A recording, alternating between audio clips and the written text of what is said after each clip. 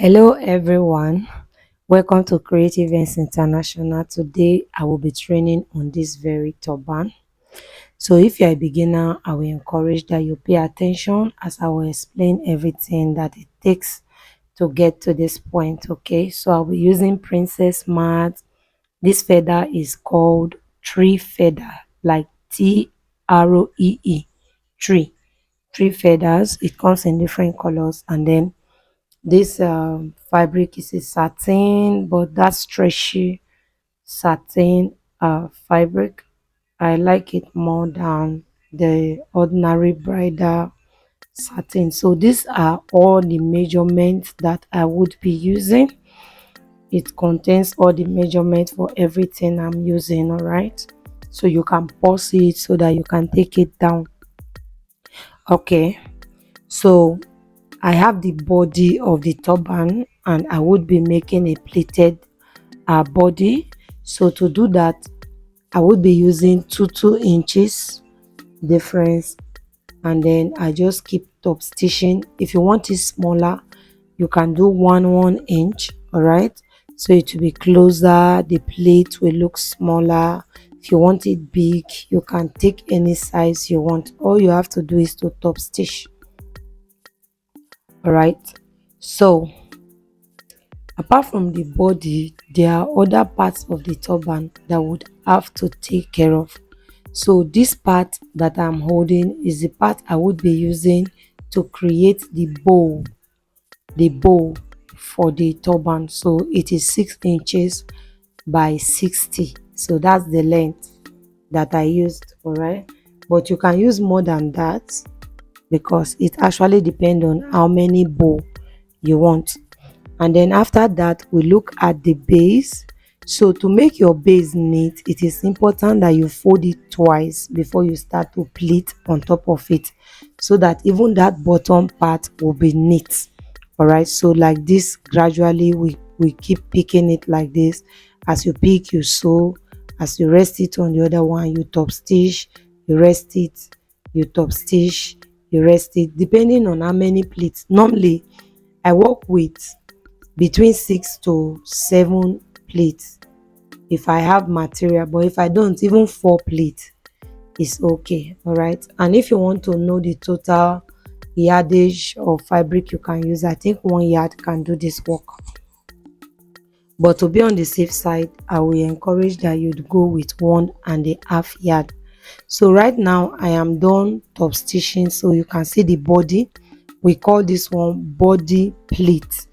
Okay, so this is the body plate, this is the back, and then the front is the side with a smooth look. Okay, so there's one thing I always like doing is the fact that I don't like any rough part of my turban opening. So the fact that you are a beginner, you can also learn these tricks and make your work look very fantastic and very presentable to your client. It's very good when your client is proud of you. So we are going to be covering. So this is the reason I said you should do like 1.5. Okay, so we just cover it. We cut a plain material. It can be a different color, assuming you don't have this particular color. Okay, so you can use any other stretchy fabric or non-stretchy fabric to cover.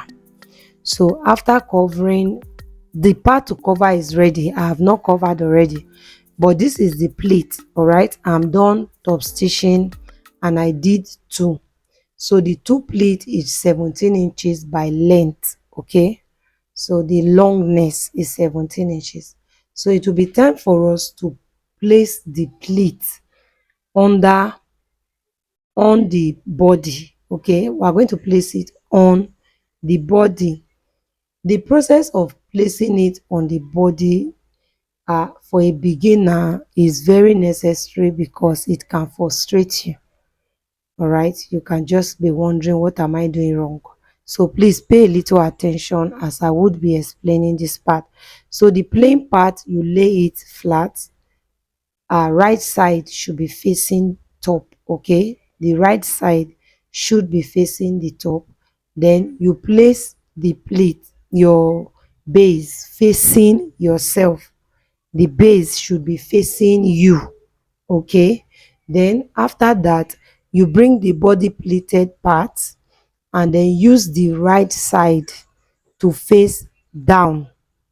Now the base is facing me, the body pleated part, the right side should face down.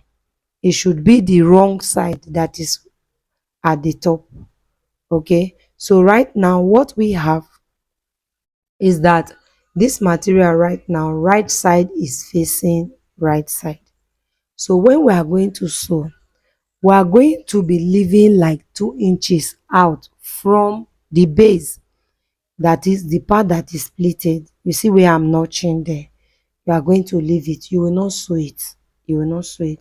So when we cover it like this, we are going to sew, but we'll push that part out and then sew on top of the remaining one. Only that part that we are going to push out. So what we did for the beginning, we are going to do at the end. So you still leave like between 2 inches or 1.5 inch out. You understand? And then push it out as you sew. So the reason we are doing it like this is to enable us to fix the belt without any stress. All right, if you are going to fix a belt, uh you have to be systematic with the work. If not, you are going to be making some kind of mistake. So look at it now. I'm done closing it. So you can see that on the left and right side we have that extra part coming out. That extra part that is out is going to help us to fix the handle. You can see it. If you had sewed everything together, when you are fixing your handle, it will not be neat. So you bring it out like this. You see the part that we covered. All right, it's going to help us to extend our tape while we are sewing. So you can have a opening of up to 14, especially for your clients that are carrying big braids and all of that. So you can have a opening of up to 14. So you can see. So we are going to sew where my hand is there, while on the other part we are going to be fixing the belt on it. This aspect of this turban is very, very important. Okay, so right now look at it. We have closed it and you can see there is a belt. It's very neat. All right, I'm not fighting with any part of it. I'm not finding anywhere difficult. Okay, so we already have it. We'll just place it. You see, when you tie, the base is going to be very firm and all of that, and it's good to go. So this is for the cap. So I think I did this because of the beginners. Maybe if it's for those that are not beginners, I would have just come up with a style, but because of beginners I have to do this. The video will not be complete if you don't know how to make the cap, and especially if it's your first time. All right, so right now we are done with the cap. Let's talk about how to fix the princess mat on the cap. This princess mat turban is so beautiful. I normally love it a lot, and is one of my best sellers. So you can see how I folded. I started by placing it where I want it on the dummy, rest my hands and fold. As you are folding, it will be resisting a little. The cap is a little, the mat is a little bit strong.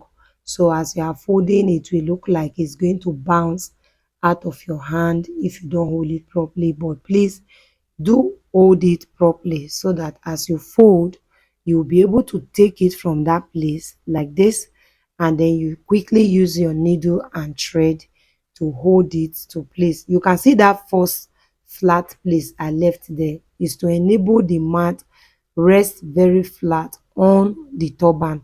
And it's not good that you just go and fold it without putting it on the turban head.